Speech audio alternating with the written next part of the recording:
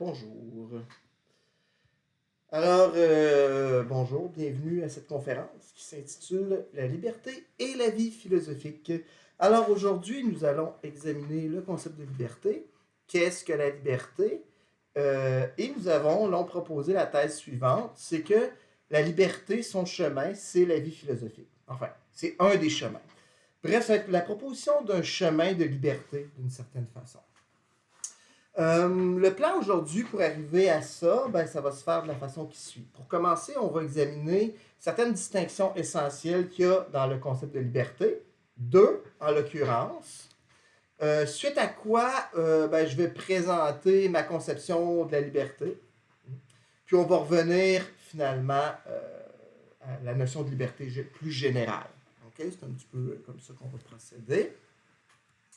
Donc, on va commencer par la première distinction. Okay? Cette première distinction-là, elle peut nous permettre de comprendre beaucoup de choses sur la liberté, puisque c'est qu'on pourrait dire deux versants de la liberté. Moi, dans cette conférence, je vais vous parler du deuxième. Okay? Donc, je vais vous parler de la perspective téléologique de la liberté, qui vient de Platon. Platon est quelqu'un qui a beaucoup inspiré mes idées.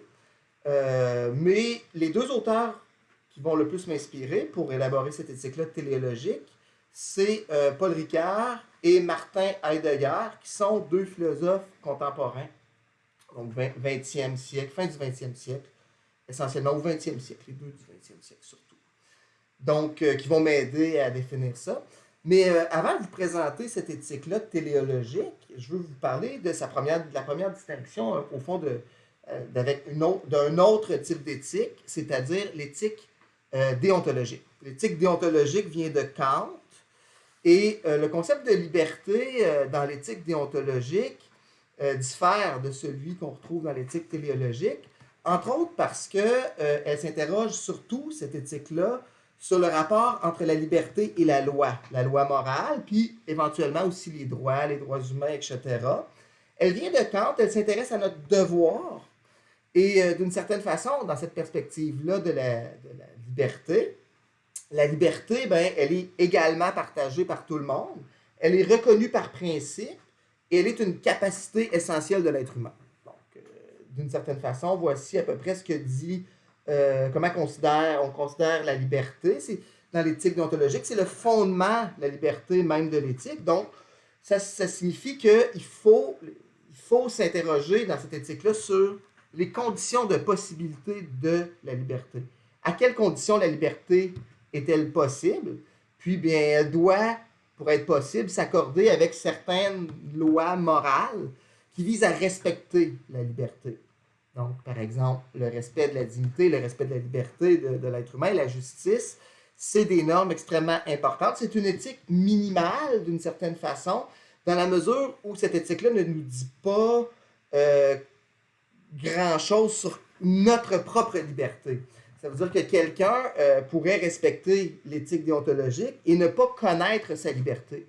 Parce qu'en réalité, on connaît notre liberté par expérience seulement.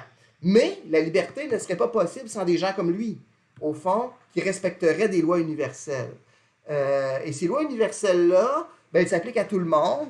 Puis, dans l'éthique déontologique, ce qu'il s'agit de préserver essentiellement, c'est la liberté elle-même. Là.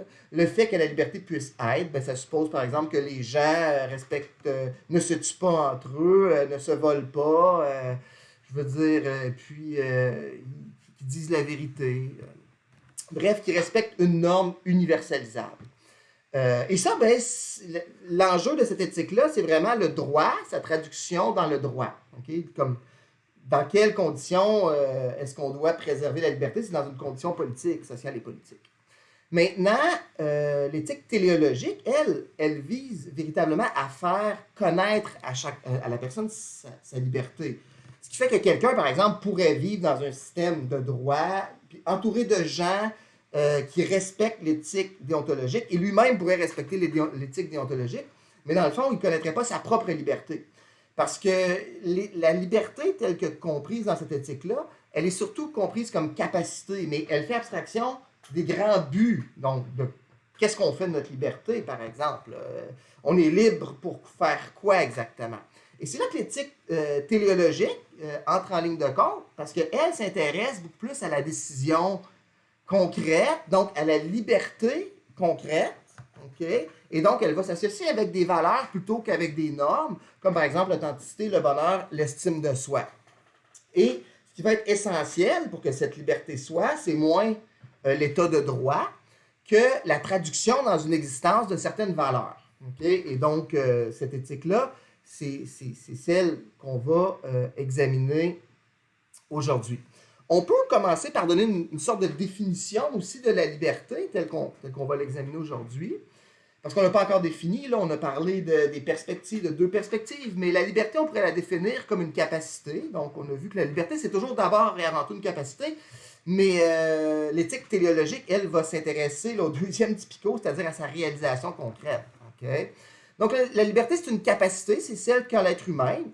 Certains croient que c'est une capacité métaphysique, là, c'est-à-dire qui est innée à l'âme, là, si on pourrait dire, mais en tout cas, de s'autodéterminer, donc de choisir partiellement son identité, okay?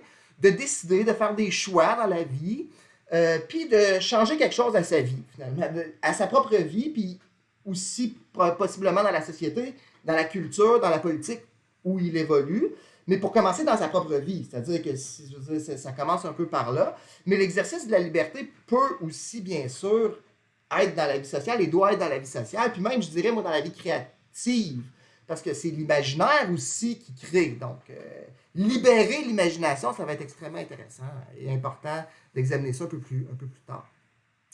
Être vraiment libre, donc devenir libre pour vrai, ça va être de mettre en application et en pratique cette liberté, finalement.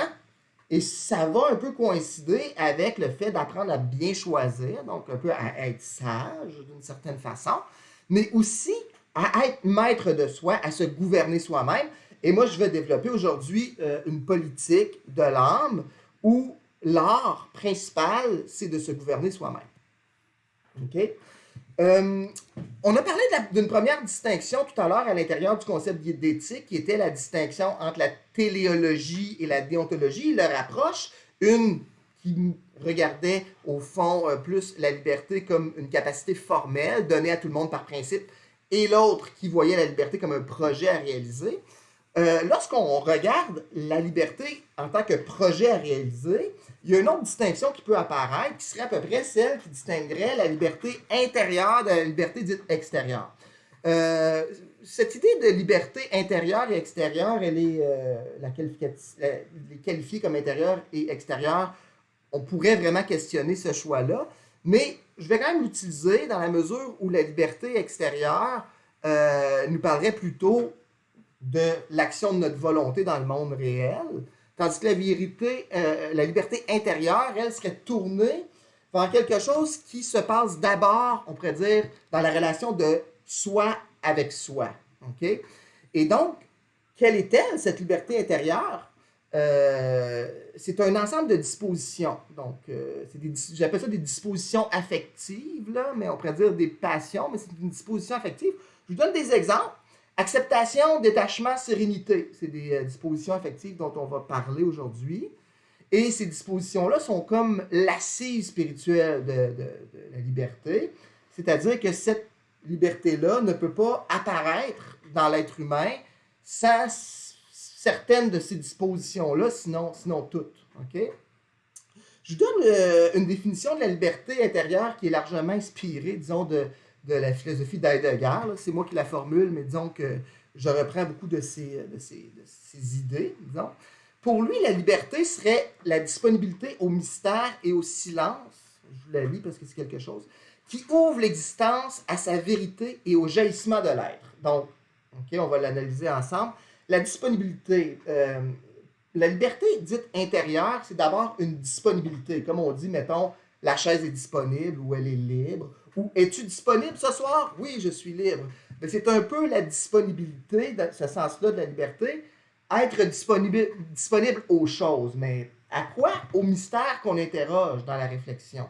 On interroge quelque chose de mystérieux qui est l'existence, d'une certaine façon. Et cette interrogation-là, elle se fait sous un fond de silence. C'est-à-dire qu'on a besoin du silence. La liberté intérieure est une liberté qui se fonde en grande partie, on va le voir, sur le silence. OK?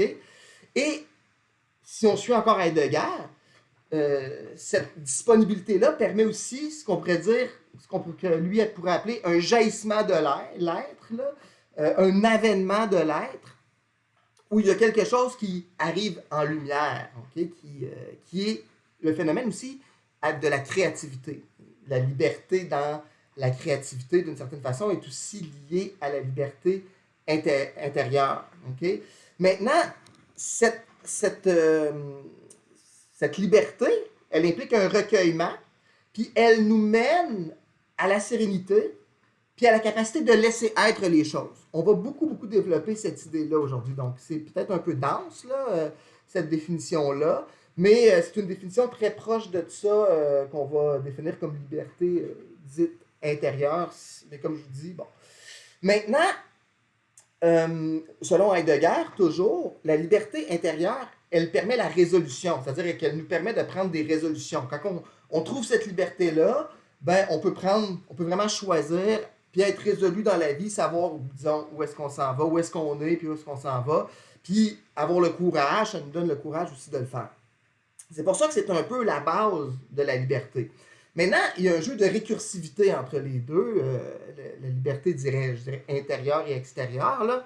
C'est-à-dire que la liberté extérieure, c'est savoir bien se gouverner, donc prendre des décisions concrètes qu'on exécute pour vrai, là, tu sais. Bon, bien se gouverner, ça nous mène, à un moment donné, à une plus grande liberté intérieure, puis à une plus grande paix intérieure, aussi à une plus grande disponibilité aux choses, parce qu'on est dans l'acceptation, puis on est dans une plus grande sagesse. Et la liberté intérieure, elle devient un socle pour la décision, pour l'art de se gouverner. C'est un peu ça qu'on va voir dans le dynamisme de la liberté. Maintenant, moi, qu'est-ce que je vais faire? Je vais vous proposer, d'une certaine façon, une voie ou un chemin pour la liberté. C'est un peu ça l'objectif de cette conférence-là. Et ce chemin-là, c'est le chemin que j'appellerais la vie philosophique. OK?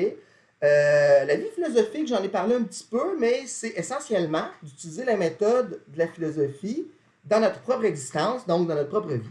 Okay? Et donc, le processus de réflexion philosophique, il vise à comprendre, mais aussi à se libérer. Et ça, c'est le grand projet de la philosophie réflexive française, par exemple, de Nabert, Jean Nabert, Paul Ricoeur aussi, puis même Heidegger, dans une grande... Oui, Heidegger, on pourrait dire aussi que sa réflexion vise clairement une forme de liberté, de libération, de compréhension, mais de liberté aussi. Okay? Et donc, la vie philosophique que moi je propose, c'est dans cette tradition-là, puis c'est d'essayer d'utiliser ces ressources-là pour se réaliser comme être libre, okay? Et pour vivre une expérience aussi qui est l'expérience de sa propre liberté. Donc, connaître la liberté, c'est connaître sa propre liberté. Donc, l'objectif, c'est de connaître sa propre liberté. Puis, en connaissant sa propre liberté, bien, premièrement, pour faire ça, il faut sortir de l'aliénation. Donc, ça va être une des grandes tâches qu'on va avoir. Sortir de l'aliénation. Puis ensuite, trouver le bonheur. Donc, il y a aussi cette question-là. Bien sûr, la vie philosophique, c'est un type d'existence qui est possible pour tout le monde, ou pour la plupart, en tout cas, pour plusieurs. Mais d'une certaine façon, ça exige certaines choses. Et c'est ça qu'on va voir. Et c'est ça le processus, on pourrait dire, de libération, si on peut dire, ou d'émancipation que je veux proposer. OK? Puis c'est lié aussi au bonheur, bien sûr, et à l'authenticité, parce que, comme je vous l'ai dit, on est dans la perspective d'une éthique téléologique. Donc, la liberté sert des fins, et c'est le bonheur ici comme tel, puis l'authenticité. La thèse que je vais développer, que je développe dans ce livre, s'appelle La vie philosophique. D'ailleurs, c'est des idées de ce livre-là qu'on va commencer à voir, que je vous encourage à acheter si vous voulez aller plus loin, disons, et pour encourager un écrivain québécois. La thèse que je développe et que je vais vous présenter aujourd'hui, c'est que l'apparition de cette liberté véritable, là, pour connaître sa propre liberté, ben, le point de départ, c'est la recherche de la véracité. Okay? Puis lorsqu'on a franchi cette étape-là, qu'on est prêt à s'embarquer là-dedans, maintenant, il faut le faire, hein, il faut atteindre cette liberté-là, et ça va demander essentiellement trois choses. Okay? Premièrement, ce que j'appelle le développement de l'esprit méditatif. Donc, ça, c'est le chapitre, ça suit l'ordre des chapitres, là, mais c'est une condition de l'avènement de la liberté. L'acceptation de la finitude et finalement l'établissement en soi d'une politique de l'âme juste. Et c'est exactement ce qu'on va voir dans la suite là, de cette conférence-là. Donc, on va commencer par la véracité. Okay? La véracité, quand on choisit d'être vrai, qu'on choisit d'être libre, on choisit d'être vrai. Quand on choisit d'être vrai, on choisit d'être libre. Et pourquoi? Parce que la vérité de l'existence, c'est sa liberté. Je veux dire, qu'est-ce qui est vrai dans l'existence humaine? C'est qu'elle est libre. Et donc, elle ne peut pas assumer comme telle sa vérité sans assumer sa liberté. Mais pour être libre, il faut absolument qu'elle soit vraie aussi. Et donc, c'est le point de départ, si on veut être libre, c'est accepter cette vérité-là de l'existence qui est à trouver. Okay? Et le point de départ, c'est de réaliser que à prime abord, on n'est pas libre. À prime abord, l'être humain, il est déterminé par son histoire. C'est-à-dire, il y a un travail qui va consister dans la tâche à faire, à désarticuler des déterminismes hérités de l'histoire. Par exemple, des déterminismes qui pourraient être hérités de la biologie, qui pourraient être hérités de la psychologie, de la vie psychique de la personne. Par exemple, si elle a eu des traumas ou des difficultés dans son enfance ou même des interrogations, des tristesses, je ne sais pas. Mais ça pourrait la conditionner à agir d'une certaine façon. Des déterminismes que j'appellerais, avec Paul Ricoeur, caractériels, dans la mesure où la personne est prise dans des habitudes, dans sa propre vision des choses, puis elle est comme enfermée dans cette vision-là. Des déterminismes aussi sociaux et culturels, dans la mesure où on est évidemment le fruit de notre société, de notre culture, de la relation qu'on a eue avec nos parents, tout ça. Donc, qui on est, notre parole, qui on est, nos croyances, etc., de prime abord, elles sont en grande partie le fruit de ces déterminismes-là. Puis dans la perspective, mettons, de Heidegger ou de Ricoeur, qui sont des perspectives herméneutiques, qui recherchent le sens, ben, il faut prendre conscience, évidemment, de tout ça, là, de ces déterminismes-là. Et maintenant, il faut trouver un moyen de les désarticuler. Et là, ben, la réflexion, c'est la méthode. Être philosophe, c'est un peu ça en partie. Si on veut être philosophe, c'est qu'on a une méthode aussi de réflexion fondamentale, de compréhension fondamentale. Donc, la vie philosophique, c'est une vie réfléchie, qui se réfléchit elle-même. C'est la première chose qu'on doit garder de la philosophie, c'est bien la réflexion rationnelle. Puis ça va nous mener, premièrement, à notre propre compréhension, qui est notre compréhension propre à nous, mais ensuite, il va falloir aussi être fidèle à cette représentation-là qu'on s'est fait ou à cette compréhension-là. Okay? Donc, la vérité, pour être vraiment soi-même aussi, ou pour être vraiment libre, il faut se connaître soi-même. On ne peut pas être libre sans se connaître soi-même. Puis ensuite, ben, il faut faire une vie qui est conforme à qui on est. Donc, c'est quand même un grand projet. C'est le projet. La liberté, c'est un projet de vie, là. Hein? C'est pas un projet de je vais être libre dans 10 minutes, là. C'est un projet de vie, ça prend un certain temps, mais s'y engager, c'est déjà être plus libre que si on s'y engage pas. Puis le point de départ, c'est ça, c'est la véracité.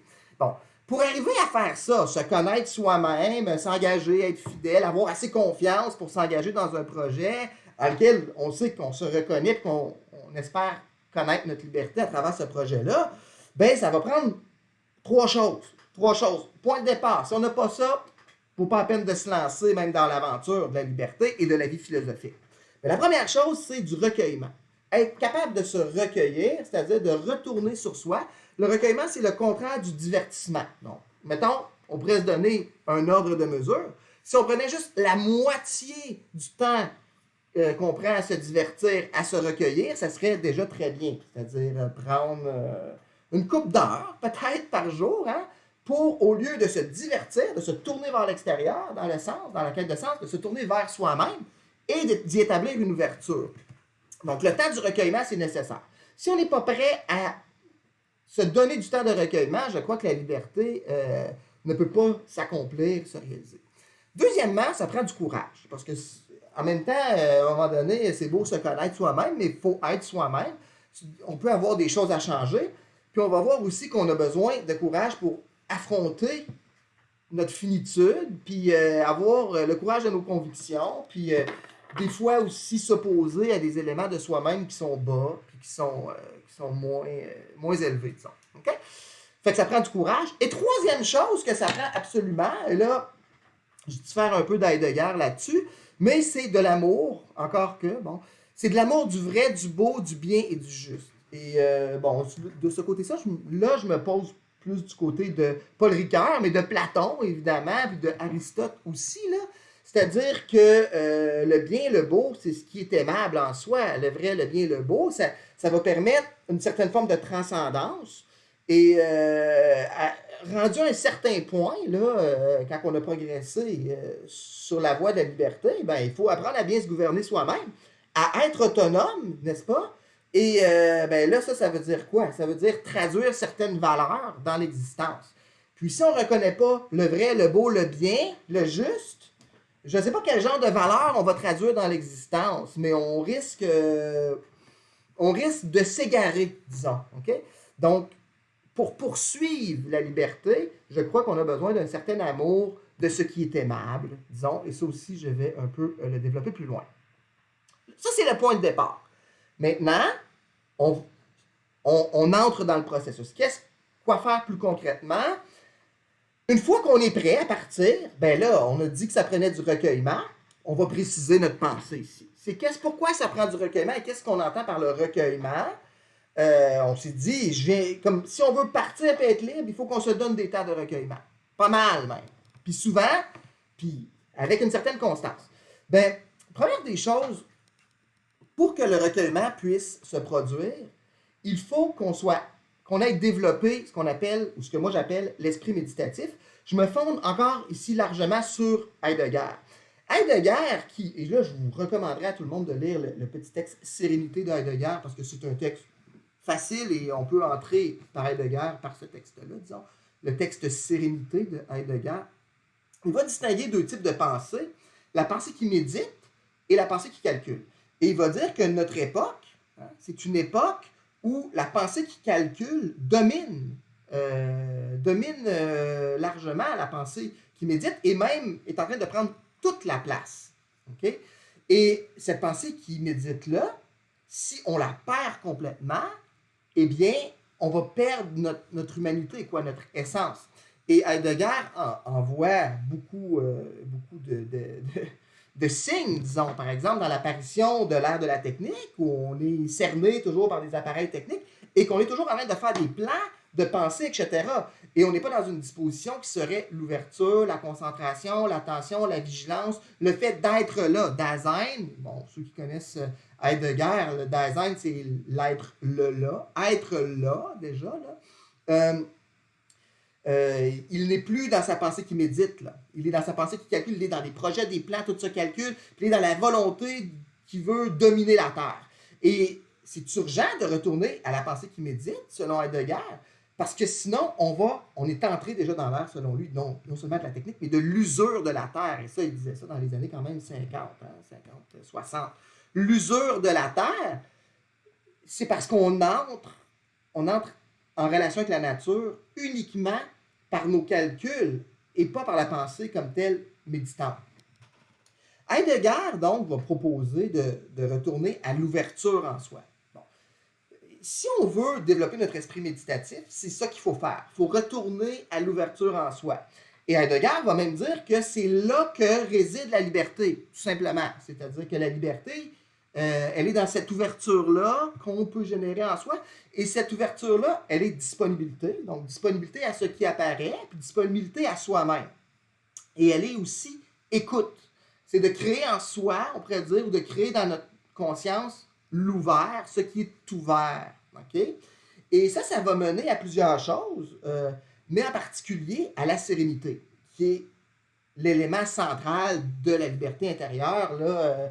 C'est-à-dire que, dans le fond, lorsqu'on parle de liberté intérieure, on parle souvent d'un chemin pour se rendre à une certaine forme de sérénité et d'acceptation.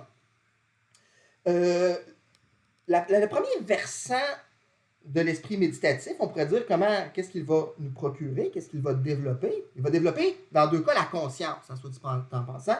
L'esprit méditatif développe notre conscience. Les 2 versants de la conscience qu'il va développer, c'est d'abord la conscience morale. La conscience morale, elle nous apporte beaucoup de choses. Entre autres, c'est elle qui vient nous libérer dans notre monde, par exemple, de la superficialité, de la tentation à la superficialité.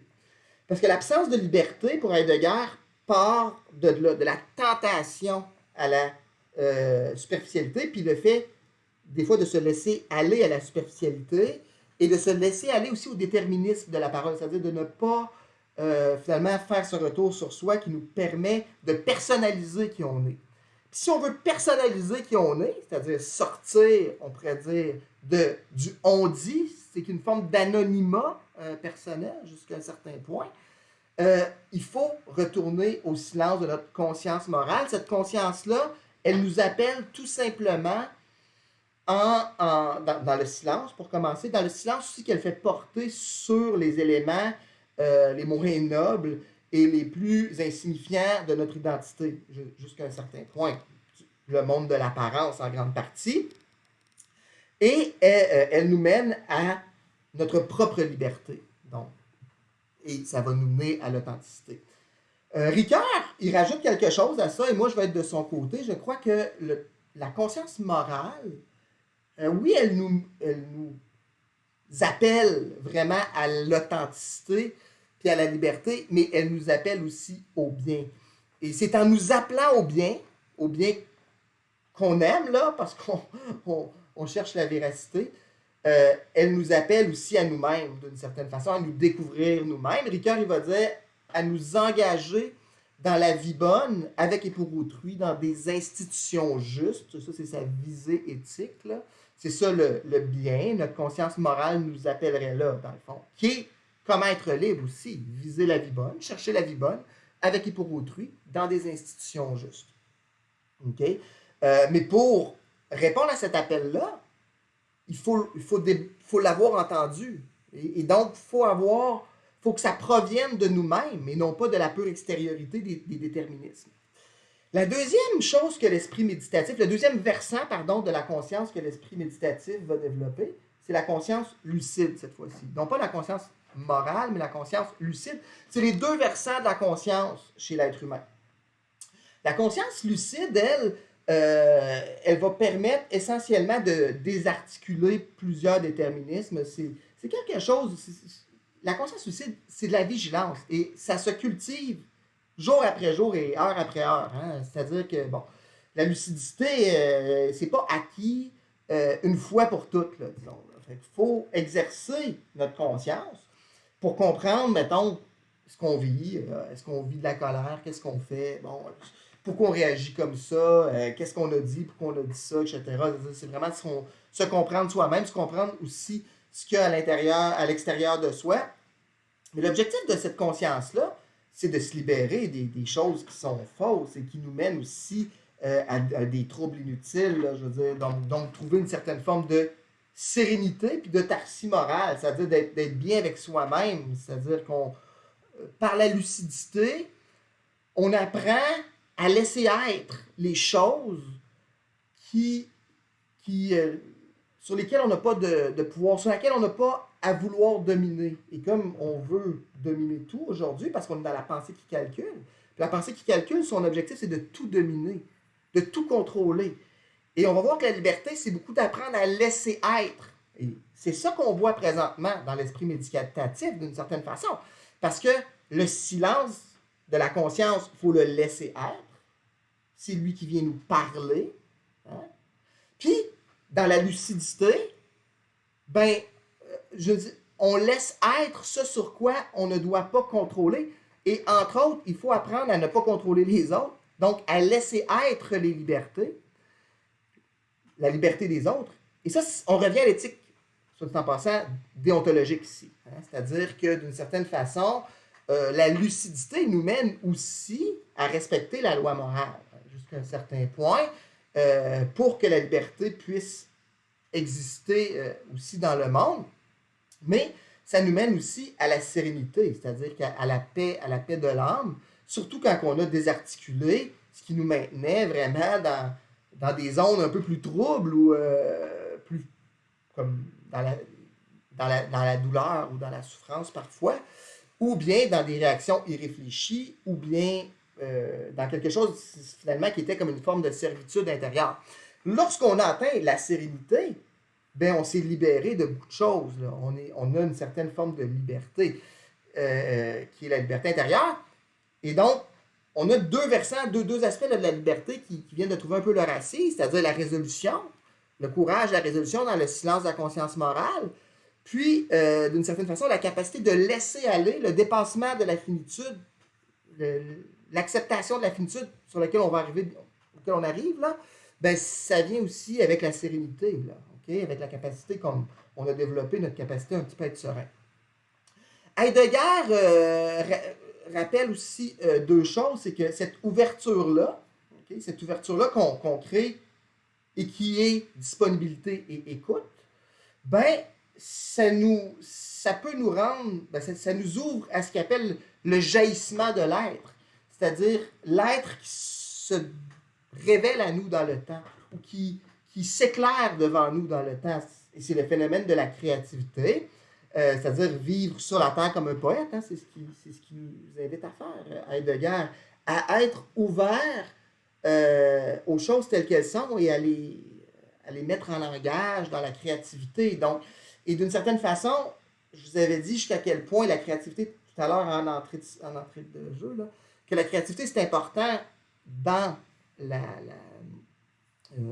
liberté. Ben, Heidegger, dans Sérénité encore, et dans bien d'autres textes, je pense qu'il va montrer de façon assez convaincante que la créativité, comme l'inspiration, ça l'échappe en partie au contrôle. Et que si on veut libérer l'imaginaire, parce qu'en libérant l'imaginaire, on libère une grande partie de la personne, ben il faut libérer l'imaginaire des déterminismes.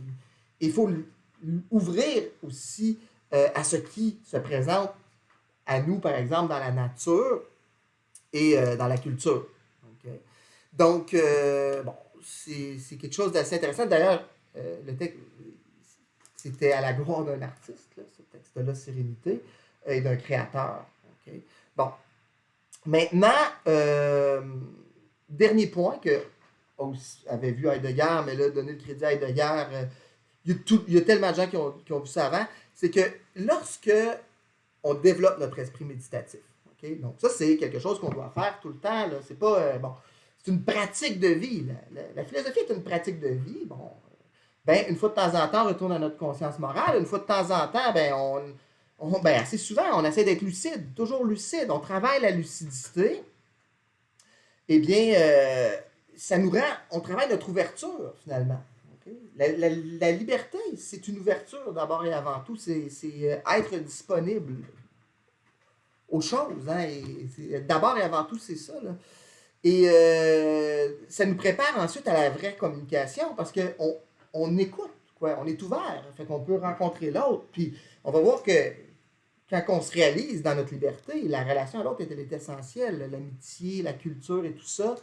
Et donc, la liberté dans la culture, au niveau de la question d'une culture, d'une spiritualité, d'une créativité, etc., ben, il faut apprendre à revenir à cet état de présence-là, de la pensée qui est simplement dans l'ouverture, la concentration, l'attention puis la vigilance. Donc, ça, c'est quelque chose, la première condition. Maintenant, quand même qu'on médite très souvent, et qu'on ait développé notre esprit méditatif, qu'on ait développé notre aptitude à la sérénité, qu'on soit le plus lucide possible, quoi, qu'on essaie d'être le plus transparent possible, eh bien, ça ne va pas rendre la vie si facile que ça. Bon, la vie reste difficile. Et pourquoi la vie reste difficile? Parce qu'elle est d'une certaine façon souffrante. Et pourquoi elle est souffrante? Parce que, au fond, nous sommes des êtres finis. Et la liberté va exiger un certain dépassement de la finitude. Ça va exiger beaucoup d'explications, là, ça, le dépassement de la finitude. Premièrement, qu'est-ce que la finitude? Ici, je me base beaucoup sur Paul Ricoeur, là, qui a écrit beaucoup sur le volontaire et l'involontaire. Là. Bon. Ce qui est volontaire, c'est l'art de se gouverner soi-même, c'est l'exercice de la volonté, bien sûr. Mais il y a toute une dimension involontaire. Et d'une certaine façon, dans les volontaires, on retrouve notre nature finie. C'est-à-dire qu'on n'est pas... bon. Mais Paul Ricoeur va dire que nous sommes des êtres de disproportion. Okay? De disproportion, ça veut dire qu'en plus de la finitude à l'intérieur de nous, on a un élan vers l'infinitude où on a quelque chose comme une aspiration au bien. Mais avant de voir ça, on va regarder c'est quoi la finitude. La finitude se définit de deux manières. Par notre fragilité intrinsèque de notre nature et par notre faillibilité. Fragilité, c'est que on est fragile. Physiquement, on est extrêmement fragile, on va mourir. La mort, ça l'atteste de notre fragilité là, de façon incroyable. Mais on est fragile aussi, un accident, on vieillit, on est fragile psychiquement, notre psyché a une certaine fragilité, notre esprit a une certaine fragilité, donc on est des êtres fragiles, les êtres humains, puis nos proches sont des êtres fragiles. La vie est fragile, donc première des choses. Et en plus, on va mourir, donc... Mais en plus, on est faillible, c'est-à-dire qu'il est impossible pour nous d'avoir une conception de la vérité qui serait tout le dévoilement de l'être en entier. Ceci, là, ça, c'est impossible. Il faut renoncer à ça. C'est-à-dire que notre perspective sur le monde est une interprétation qui peut être sage, qui peut être sensée, qui peut être posée, qui peut être excellente. Mais elle n'est pas le dévoilement de l'être dans son entièreté. C'est impossible. Et on peut toujours se tromper. Et on se trompe assez souvent, les êtres humains. Tout le monde, on fait des erreurs. Donc, on est imparfait, quoi. On se trompe beaucoup, beaucoup. Et on ne sait même pas toujours quand on se trompe. Mais ça prend une petite humilité au niveau de notre compréhension là, des choses. Là. Bon, on fait ce qu'on peut, même si on travaille fort philosophiquement pour comprendre. Des fois, notre compréhension, elle n'est pas absolue. Et en plus, on peut faire le mal. Les êtres humains, on est faillible au niveau on peut produire des injustices, on peut faire le mal des fois presque involontairement, hein, par ignorance ou parce qu'on se trompe, etc. Donc, on n'est pas tout puissant sur le plan moral non plus. Et donc, les idéaux de justice, les idéaux de quelque idéal qu'on se donne, même celui que je vous donne aujourd'hui de justice, vous allez voir, c'est toujours... on ne peut pas l'atteindre parfaitement, quoi. On ne peut pas abolir notre finitude. Et il faut pas comprendre le dépassement de la finitude comme le fait d'abolir la finitude, comme le fait, par exemple, de passer à un stade humain où la finitude ne serait plus. La finitude, ça fait partie de notre nature et il faut l'accepter. Maintenant, on peut s'en libérer partiellement. Et on s'en libère partiellement lorsqu'on réussit à la dépasser dans autre chose. OK? Et qu'est-ce qu'il y a de commun dans toutes les versions qu'on a dû dépasser? Je vais vous en présenter deux. Là. C'est que, d'une certaine façon, on assume, on accepte notre finitude. On accepte notre mortalité d'une certaine façon. On affronte notre angoisse.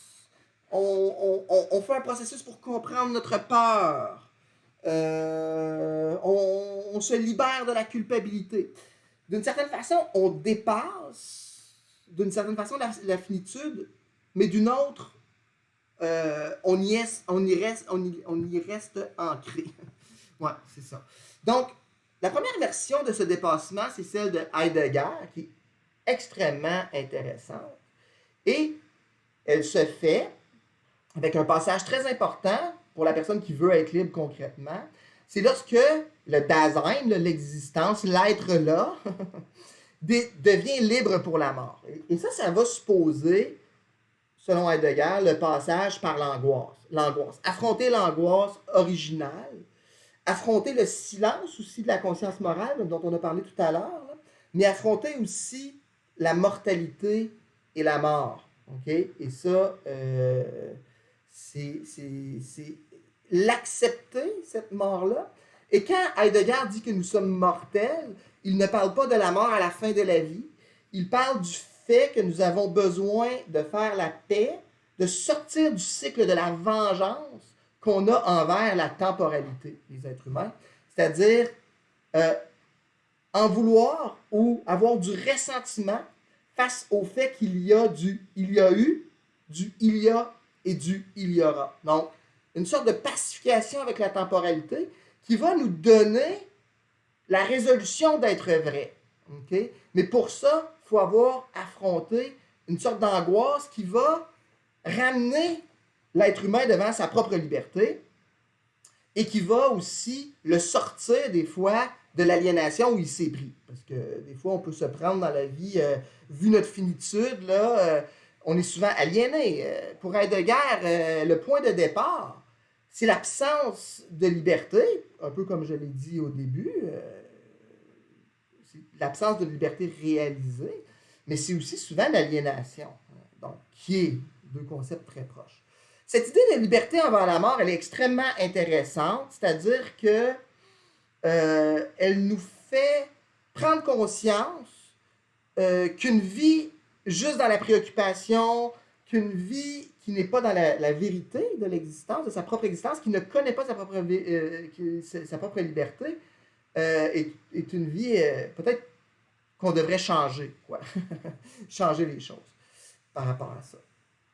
Maintenant, deuxième vision, qui est celle que je développe plus dans mon livre, là, mais qui est celle aussi auquel moi j'adhère beaucoup plus, c'est celle de Ricard, où, en plus de nous donner cette pacification-là avec la temporalité, que Ricard appelle la mémoire heureuse, hein, c'est intéressant. Trouver la mémoire heureuse, lorsqu'on accepte notre finitude, on trouve la mémoire heureuse. C'est beau. La pacification avec le passé, le présent et le futur de la mort.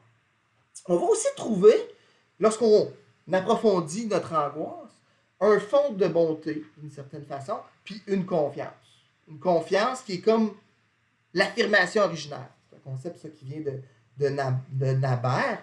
Mais la confiance dans la vie, la confiance dans le bien, qui est pour Ricard, la confiance dans le fait que je suis une personne qui vaut quelque chose.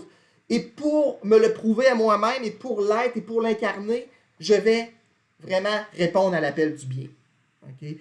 Et c'est ça qui fait en sorte que lorsque on est angoissé, si on va jusqu'à ce fond-là, on va traverser l'angoisse avec de nouvelles résolutions. Puis la résolution, ça va être d'être soi-même, d'être toujours libre et d'être, dans le fond, de viser la vie bonne, d'être authentique. Et c'est la même chose pour les versants, par exemple, la peur, pour Ricard, pour finalement cesser d'avoir peur, il faut aimer, dans le fond.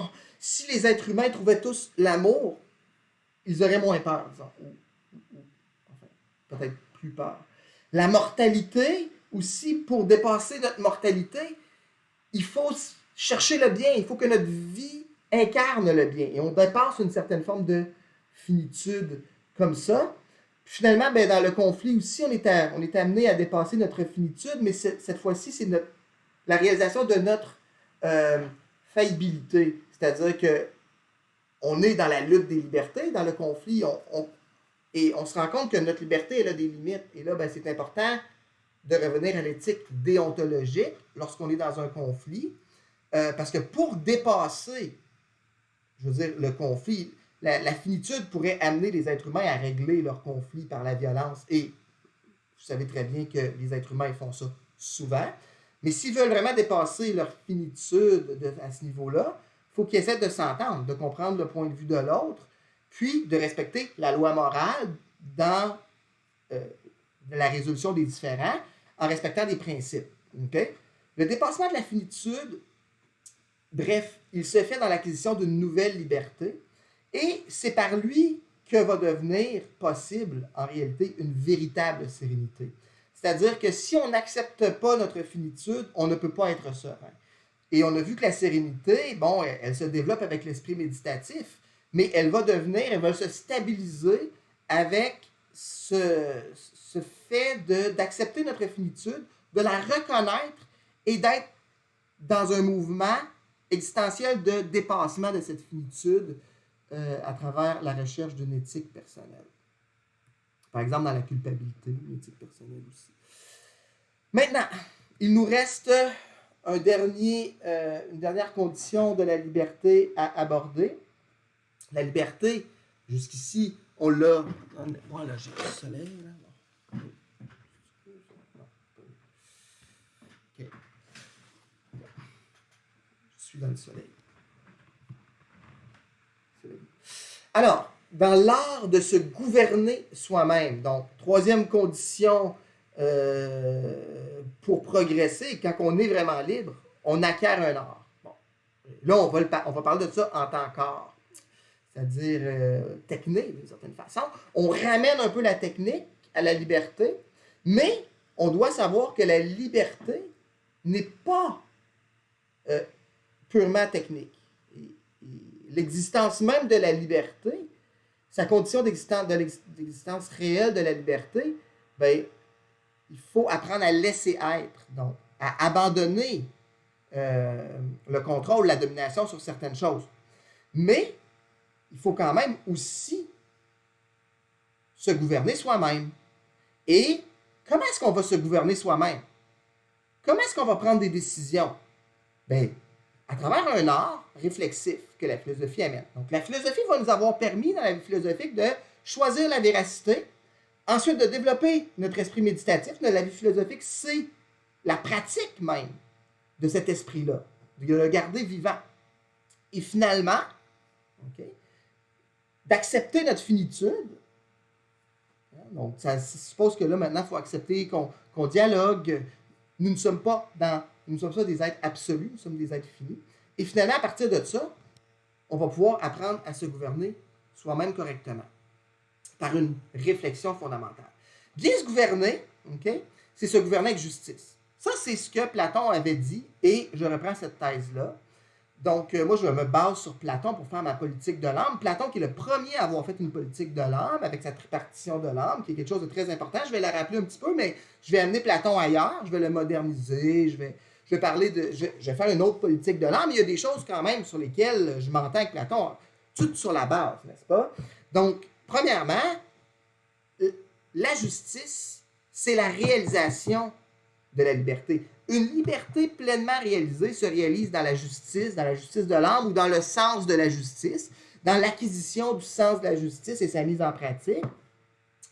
La justice de l'âme pour Platon, juste pour vous rappeler un peu, ou il y a des gens peut-être qui ne connaissent pas ça, ben, ça consistait à passer de multiple à un. Donc, l'être humain, il commence en étant multiple, c'est-à-dire qu'il y a plusieurs parties en lui.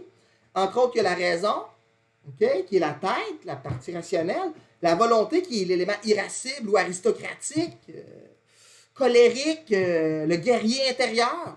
Et il y a les désirs, l'ensemble des tendances et des désirs, par exemple le désir du plaisir, de l'argent, de l'image, qui sont des dangers pour la liberté, évidemment. La liberté, quand on se gouverne soi-même, il faut préserver notre liberté, c'est faire en sorte qu'il n'y ait pas certaines tendances qui prennent le contrôle alors qu'elles ne doivent pas prendre le contrôle. C'est la raison qui doit gouverner. Bon, maintenant, comment elle va gouverner cette raison-là? On va le voir, Mais c'est la raison qui doit gouverner, absolument, pour faire en sorte que l'humain s'unifie, qu'il devienne harmonieux et qu'il trouve le bonheur. Ça, c'est la théorie de Platon. Moi, je reprends cette théorie-là, de la politique de l'âme. Et donc, pour moi aussi, bien se gouverner, c'est de devenir unifié, harmonieux et heureux. Maintenant, on appelle ça aussi la justice de l'âme. Je maintiens le vocable de Platon. La liberté, ça serait l'art de se gouverner soi-même, mais cet art-là, il se définirait comme la capacité ou l'art d'harmoniser différents axes et domaines, différents domaines du souci qui se répartissent sur 4 axes. Vous pouvez regarder, ceux qui assistent à la conférence en personne ont un genre de feuille, de tableau qu'ils peuvent consulter pour un peu exprimer visuellement ce que je suis en train de dire. On a donc des décisions importantes à prendre concernant la communication. Qu'est-ce qu'on dit? Quelle est notre parole? La liberté d'expression, c'est très important, mais comment on s'exprime? Puis aussi, dans quel mode de communication on est? On a vu qu'il fallait qu'on ait du silence dans la vie. Donc, la communication va impliquer, par exemple, le fait de cultiver le silence. OK? La santé, elle, va être plus liée à la capacité d'accepter la finitude, la mortalité. On va voir un peu pourquoi, mais on a des décisions à prendre qui concernent notre santé. La satisfaction de nos désirs, on veut avoir du plaisir, on veut avoir du fun dans la vie. Être libre, quand même, c'est avoir du plaisir. Tu sais, je veux dire, si t'es libre, te faire souffrir, c'est pas... moi, ça ne me tenterait pas de suivre ces conseils-là. Là, tu sais. On veut avoir une vie plaisante, évidemment. Puis, c'est prendre aussi ses responsabilités, parce que le plaisir, en réalité, ce n'est pas tout, n'est-ce pas? Il faut aussi prendre nos responsabilités, puis c'est savoir bien prendre nos responsabilités, puis on a beaucoup de décisions à prendre sur quelles sont nos responsabilités et comment bien les prendre. Maintenant, les axes du souci, ce qu'on doit rechercher à travers tout ça, OK? Mais premièrement, c'est un certain ordre en soi, une certaine harmonie, une certaine sérénité, on en a parlé, là. Il faut qu'on amène une certaine sérénité, un certain ordre, une certaine tranquillité en soi, qu'on puisse penser lucidement, puis qu'on puisse être dans l'ouverture. Donc, ça, c'est important. Maintenant, l'autre axe, c'est la réalisation de soi. Être libre, c'est essayer de se réaliser soi-même. Hein? Faut qu'on se soucie de ça, bien sûr. Il y a aussi la vie spirituelle. Je pense que c'est important là, de se soucier de sa vie spirituelle. La vie de l'esprit, c'est la question d'une culture, du langage, de la parole, la créativité, la relation à la transcendance, et même, je dirais, la quête d'une santé spirituelle. On va le voir. Et finalement, on doit aussi rechercher une vie matérielle heureuse. C'est légitime, là, je veux dire, de s'interroger sur notre vie matérielle, par exemple, les conditions matérielles de vie, de nos vies. Bon. On va voir un peu ce qu'il en est. Le domaine qu'on va voir, hein, qui est sur l'axe spirituel et sur l'axe aussi de l'ordre de la réalisation de soi, c'est la communication. Donc, être libre, c'est s'approprier sa propre parole. Heidegger dit sortir du on-dit ou du blabla, hein, du verbiage. Trouver sa propre parole, une parole qui ne soit pas juste le résultat de certains déterminismes sur notre pensée. Okay? Et ça va supposer certaines dispositions. Donc, la disposition, la liberté dite intérieure, elle est l'assise de la liberté réelle, donc de la prise de décision réelle. Les dispositions dans la communication qui sont importantes, c'est le recueillement. On l'a vu, le silence de l'âme, faire silence en soi pour être ouvert à l'autre et à soi-même. La disponibilité, donc être là, être vraiment là. Hein? Par exemple, si vous êtes dans votre cours de philosophie, mais que vous n'êtes pas là, vous n'êtes pas tant là que ça, vous n'êtes pas disponible à recevoir, mettons, la philosophie. L'écoute, c'est la même chose un peu. L'ouverture à ce qui se donne à l'extérieur de nous, puis l'apprentissage aussi d'un certain laisser-être là, commence là, d'une certaine façon, bien qu'il va se réaliser un peu plus tard. Donc, les décisions concernent quoi une fois qu'on a ces dispositions-là? Ben, ça va concerner, par exemple, la relation avec soi-même, puis il y a une source de transcendance. Par exemple, est-ce qu'on fait des rituels religieux? Est-ce qu'on croit en un Dieu? Est-ce qu'on essaie d'entrer en relation avec la nature, par exemple? Avec soi-même, c'est absolument nécessaire, par exemple. Dans le silence. Il faut trouver une relation avec soi-même. Donc, il faut à un moment donné s'allouer du temps pour ça, puis il faut se soucier de ça, de la relation qu'on a avec nous-mêmes. Puis, possiblement qu'il y a une source de transcendance. Moi, je pense que oui. Je pense qu'il faut retourner à des sources comme le bien, comme source, et même possiblement la nature, ou Dieu, ou la raison substantielle, comme Taylor. Là, je crois qu'il y a des sources à notre vie spirituelle, puis on devrait réapprendre à les connaître, à les reconnaître au moins. Maintenant, la communication implique tout le phénomène aussi de l'acquisition d'une culture. Donc, on reçoit la culture, donc il faut écouter, il faut être disponible, etc. Mais ensuite, nous, on fait partie de la culture, on contribue à la culture, on développe notre culture par nos lectures, par les films, la musique qu'on écoute, mais aussi dans la créativité. Pour moi, être libre, c'est être créatif. En ce qui me concerne, c'est par exemple écrire, faire de la musique, mais aussi l'enseignement. Mais il est important, d'après moi, pour être libre, de développer une certaine créativité dans quelque chose. Et être pleinement libre. Hein. Parce que c'est un lieu, l'imaginaire, de la liberté, l'imaginaire, la création, etc. C'est un lieu de liberté. Et l'amitié aussi. Je crois que l'amitié est une valeur. Il faut lui reconnaître une valeur. Il faut se soucier de nos amis. Et c'est comme ça qu'on se réalise, hein, qu'on peut trouver le bonheur. Okay? Alors voilà pour le premier champ. Si on continue dans la spiritualité, là, on traverse l'axe de la spiritualité, puis on s'en va du côté encore de la spiritualité, encore sur l'axe de la spiritualité, mais cette fois-ci sur l'axe de l'ordre. Ben, dans l'ordre, hein, la santé est une sorte d'ordre. Une sorte d'ordre en soi, là, d'une certaine façon, là, tant dans le corps, dans l'âme que peut-être dans l'esprit. Pour moi, il faut se soucier, lorsqu'on est libre, et pour le rester, de sa santé. Il faut donner un certain soin, n'est-ce pas, à sa santé. La santé, bien sûr, du corps. Il n'y a pas si longtemps, on s'intéressait à peu près uniquement à la santé physique. Maintenant, depuis quelques années, heureusement, on parle de la santé mentale, de la santé psychologique, psychique.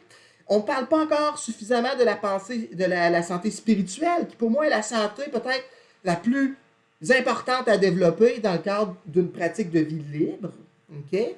La pratique spirituelle qui serait de se soucier de notre relation au sens, avec nous-mêmes, avec autrui, puis avec l'ordre des choses, la nature des choses. Tandis que la santé psychique serait à peu près l'équivalent du bonheur, et la santé physique serait liée à la vitalité, mais dans la conscience de la précarité de nos corps, comme dans la conscience de la précarité ou de la fragilité de notre psychisme. Les dispositions pour bien penser la santé, bien, premièrement, c'est la reconnaissance de la fragilité, de la faillibilité. On ne prend pas des bonnes décisions quant à notre santé lorsqu'on n'est pas conscient qu'on est fragile et même qu'on est faillible. C'est-à-dire que pour assurer une santé spirituelle, une santé mentale, c'est important de savoir que notre pensée, c'est notre pensée. Et que si elle veut dépasser sa finitude, elle doit entrer en dialogue avec la pensée de l'autre, n'est-ce pas? Et vous savez comment le soutien social, la présence de l'autre, le dialogue est important dans la santé globale d'un individu. Okay? L'acceptation et le dépassement de la finitude, ben, dans la poursuite du bien, ça nous amène vraiment à la santé spirituelle. Je pense que accepter sa mort, accepter sa finitude, puis ressentir cet appel-là au bien, puis y aller, même devant l'incertitude, c'est pas, on fait pas, pourquoi on fait ça par amour du bien, mais je pense que ça nous donne une santé spirituelle, puis c'est important, je pense, pour être libre, de se soucier de ça. Maintenant, une fois qu'on a défini l'axe de la spiritualité, eh bien, on est des êtres humains, hein, puis on vit dans la matière, et on est des êtres de désir, donc c'est l'aspect peut-être concupiscide de Platon là, qui revient ici dans ma politique de l'âme. On doit se soucier, bien sûr, de nos désirs, de la satisfaction de nos désirs pour être libre, pour avoir du plaisir, n'est-ce pas? Et sauf qu'il y a beaucoup de dangers pour la liberté à ce niveau-là. Pourquoi? Parce qu'on peut avoir des désirs qui sont tyranniques, comme l'avait dit Platon. Par exemple, la richesse, on veut tellement devenir riche qu'on devient esclave de l'argent. Combien de gens à qui c'est arrivé ça dans la vie, hein, on les compte pas sur les doigts d'une main. Hein?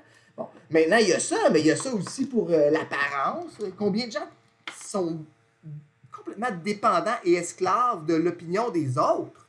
Et combien d'autres sources d'esclavage, hein? La volonté de pouvoir, le plaisir, toutes les dépendances qu'on peut connaître au jeu, à l'alcool, au sexe, au téléphone. Des dépendances possibles, en voulez-vous? Il y en a beaucoup. Donc, c'est un danger. Il faut contrôler ses désirs, c'est-à-dire qu'il faut quand même dominer, d'une certaine façon, ses désirs. Ça fait partie d'un bon gouvernement de soi. Mais maintenant, quand on se soucie de ces désirs-là, il faut se soucier de nos désirs à court terme, puis de nos désirs à long terme.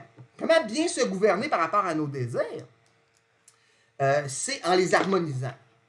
Okay? Donc, on se soucie des moyens, comment satisfaire le plus nos désirs possibles, parce qu'on veut avoir du plaisir dans la vie. Là, je veux dire, bon.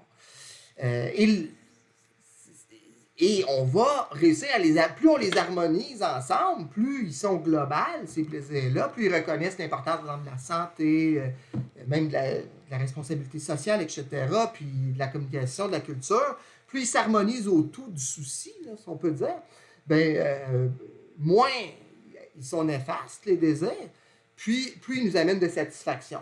Mais pour ça, il faut être dans des dispositions, encore une fois, pour bien se gouverner par rapport à nos désirs qui sont favorables. La première des choses, il faut être ouvert aux désirs. Là. Éteindre ses désirs, c'est pas, pour moi, c'est pas souhaitable dans la liberté. La liberté est la liberté des désirs, la fluidité des désirs, la réalisation des désirs, des fantasmes, de la sexualité, etc. Manger des bons repas, avoir du plaisir, découvrir, etc. Il faut avoir du plaisir dans la vie pour réaliser notre liberté. Il faut connaître les désirs, il faut reconnaître leur importance dans notre vie. Maintenant, les désirs, des fois, ils deviennent tyranniques. Là. C'est un peu la logique de ce qui nous donne du plaisir, on veut toujours le reproduire.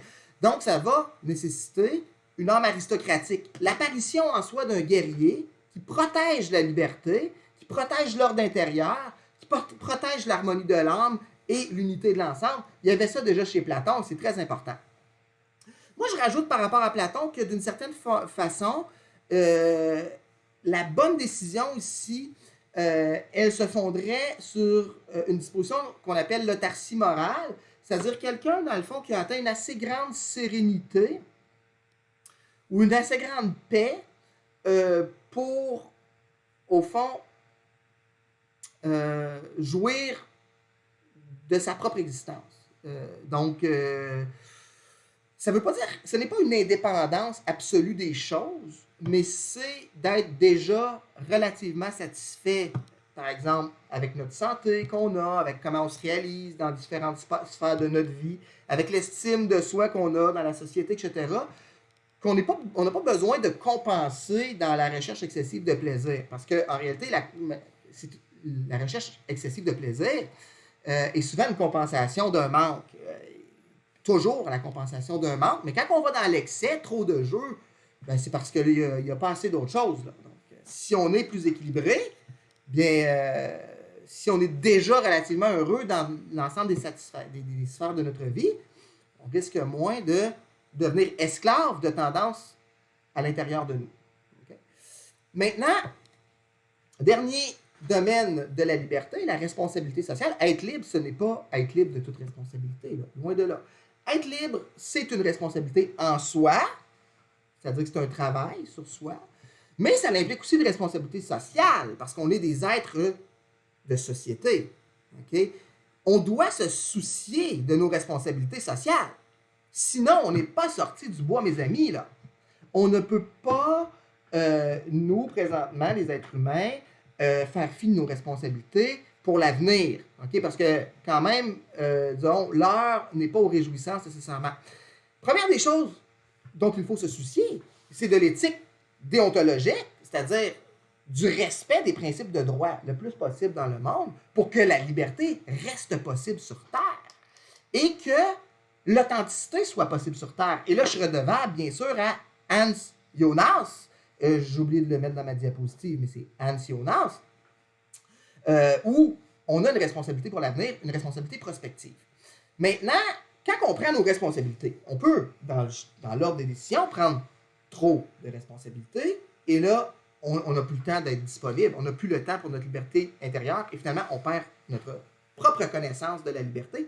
C'est-à-dire qu'on ne connaît même plus notre propre liberté. On s'est fait prendre dans l'aliénation de la société, et d'une certaine façon, quelqu'un qui est aliéné, il ne va pas être très efficace pour collaborer, disons, à la liberté des autres. Donc, il faut absolument modérer la quantité de responsabilité qu'on prend pour pouvoir encore avoir le temps d'avoir une culture, de faire attention à notre santé, d'avoir une certaine jouissance. Et c'est ça une vie équilibrée, d'une certaine façon. Trop peu de responsabilité, t'es pas libre non plus. Parce que d'une certaine façon, la liberté, elle se manifeste pas seulement dans la créativité, puis dans la culture, mais aussi dans l'action sociale. Et donc, les choix qu'on fait, c'est une partie importante de la liberté. Ce n'est pas toute la liberté, mais il y a une dimension politique, évidemment, qui est très importante. Et donc, tout le monde doit se soucier de comment il fait son travail, qu'est-ce qui se passe à son travail, de travailler, hein, de contribuer à la société. On est des citoyens, donc on a des responsabilités citoyennes, puis la liberté, c'est de les exercer. Et on a aussi des responsabilités face à nos proches. Et lorsque on veut fuir l'aliénation, on ne doit pas fuir nos responsabilités. On doit quand même garder ces responsabilités-là comme étant un exercice de la liberté dans le monde de la matière, dans le monde matériel, dans le monde concret. Maintenant, il y a des dispositions qui sont favorables, encore une fois. Mais premièrement, moi, je crois que être vraiment libre dans la société, en prenant ses responsabilités sociales, c'est presque le dernier, serait comme le dernier niveau, d'une certaine façon. C'est-à-dire qu'il faut avoir, pour bien faire ça, du courage, puis un certain sens de la justice. C'est-à-dire que si on n'a pas le courage, le sens de la justice, on ne pourra pas prendre nos responsabilités correctement. Ça prend aussi une reconnaissance de notre faillibilité, c'est-à-dire qu'on peut avoir des responsabilités sociales, certainement, mais on n'est pas infaillible, puis les autres non plus le sont pas. Puis comme la responsabilité est partagée, bien évidemment, des fois, on peut rencontrer la liberté des autres, puis il peut y avoir des conflits. Puis ben là, c'est ça, il faut dépasser notre finitude à travers la justice. C'est comme ça qu'on préserve la liberté. Et encore une fois, la sérénité, l'autarcie morale sont importantes ici comme disposition, je crois, parce que je pense que, dans le fond, la sérénité, c'est presque une spiritualisation de la matière. C'est-à-dire que le corps est serein et il donne la sérénité à l'âme. Et lorsqu'on est dans le monde matériel, quand on agit, qu'on a à prendre des décisions dans le monde matériel, on est toujours mieux d'être serein que de s'emporter, que de prendre des décisions dans l'emportement et dans les réflexions qui amènent de l'agitation et plus d'agitation et plus d'agitation, où au moment donné, on perd notre santé, puis on perd aussi une vision claire des choses. Maintenant, je vais conclure, parce que cette conférence doit bien se conclure un jour, et elle va se conclure sur ce mot. Je vous ai dit qu'en conclusion, je reviendrai sur l'unité du concept de liberté. On a vu qu'il y avait deux grandes distinctions dans le concept de liberté. Premièrement, il y a deux perspectives à la base de la liberté, la déontologie et la téléologie. Dans la déontologie, donc, on a une liberté qui est liée à la loi morale, donc une liberté qui est plus formelle et qui va s'associer vraiment à des droits fondamentaux, par exemple. Pourquoi? Parce que cette éthique-là, à quoi est-ce qu'elle s'intéresse? Elle s'intéresse aux conditions de possibilité de la liberté. Comment la liberté est-elle possible dans un monde? Il faut qu'on respecte certaines lois. Hein? Donc, pour que la liberté puisse être, si on a le droit de s'entretuer, ou si tout le monde s'entretue, la liberté, là, non, pas possible. OK? Maintenant, on a vu que cette liberté-là était aussi, c'était pas la même perspective que la liberté dans l'éthique théologique qu'on a vue, nous, aujourd'hui. Qui est la réponse à la question comment connaître la liberté, qui est comment connaître sa propre liberté. On ne peut pas connaître la liberté autrement qu'en connaissant sa liberté, sa propre liberté. Donc, comment connaître sa propre liberté? C'est en la réalisant concrètement dans un projet, puis en acquérant l'art de se gouverner soi-même. OK? Et la troisième, au fond, ou la deuxième distinction, mais la troisième version de la liberté, c'est la liberté qui serait la liberté intérieure, par opposition à la liberté extérieure, qui serait, on pourrait dire, la décision elle-même. Malgré, là, on a vu que intérieur-extérieur pour la liberté, c'est peut-être pas les qualificatifs les meilleurs. Il y a quand même une dimension de la liberté qui touche le rapport de soi à soi. Okay? Comment est-ce qu'on peut faire la jonction entre ces trois visions-là? Liberté-loi, okay? Liberté, réalisation dans un projet concret, okay? Art de se gouverner soi-même, et liberté qui serait disponibilité, ouverture, sérénité. Okay?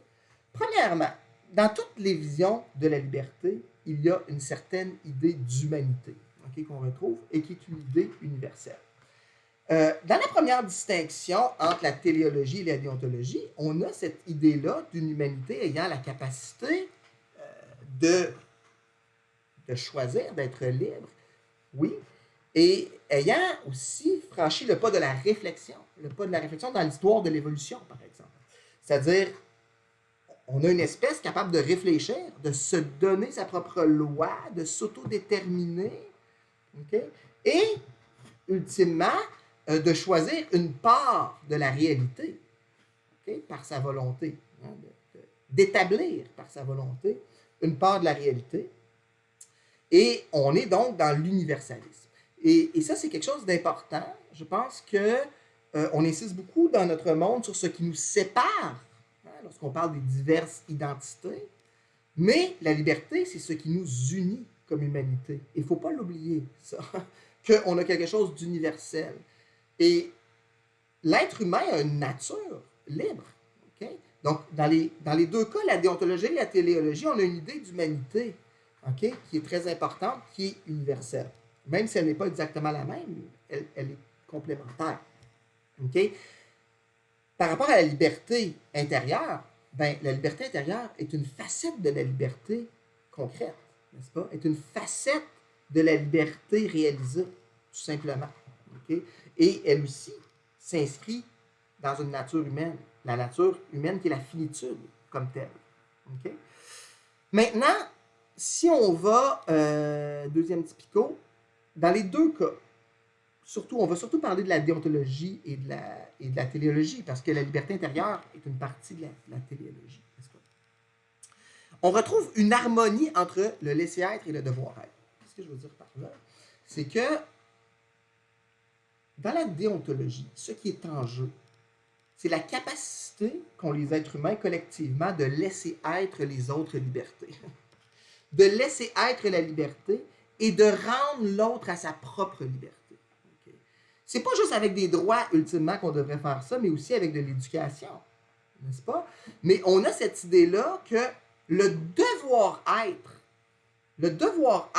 des lois morales, tu ne tueras pas, tu diras la vérité, toutes les grandes lois morales, les grands droits de l'homme et tout ça, sont là pour que la liberté des autres puisse être. Donc, le devoir-être est là pour préserver un laisser-être, le laisser-être de la liberté.